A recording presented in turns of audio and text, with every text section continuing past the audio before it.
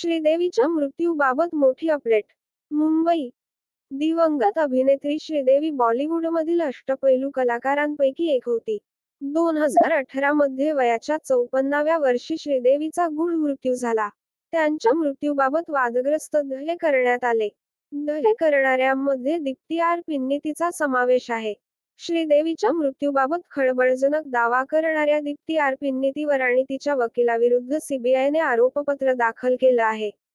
श्रीदेवीच्या मृत्यूसंदर्भात दीप्तीने यूट्यूबवर एक व्हिडिओ टाकला होता.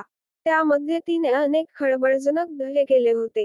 या दाव्यांना पाठिंबा देण्यासाठी तिने पंतप्रधान नरेंद्र मोदी आणि संरक्षण मंत्री राजनाथ सिंह यांची बनावट पत्रे तयार केल्याचा आरोप तिच्यावर आहे.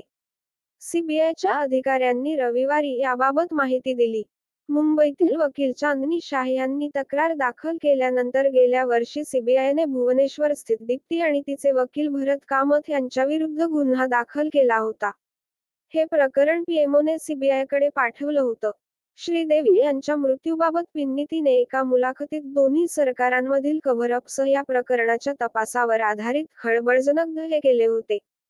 त्यानंतर चांदनी शाह यांनी असा आरोप केला होता की पिन्नीतीने पंतप्रधान आणि संरक्षण मंत्र्यांची पत्रे, सर्वोच्च न्यायालयाशी संबंधित कागदपत्रे आणि संयुक्त अरब अमिराती या एक सरकारच्या रेकॉर्डसह अनेक बनावट दस्तऐवज तयार केले आहेत. श्रीदेवी आणि सुशांत सिंह राजपूत यांसारख्या बॉलिवूड कलाकारांच्या मृत्यूबाबत झालेल्या सोशल मीडियावरील चर्चेत पिन्नीतीचा सक्रिय सहभाग आहे. पीटीआयच्या प्रश्नाला उत्तर देताना पिन्नीती म्हणाली की सीबीआयनं माझं म्हणणं न ऐकता माझ्याविरुद्ध आरोपपत्र दाखल केलं. आरोप निश्चित झाल्यावर पुरावे न्यायालयाला दिले जातील. विचाराधीन पत्रांमध्ये सीबीआय अंतर्गत येणाऱ्या अधिकाऱ्यांवर आरोप करतात.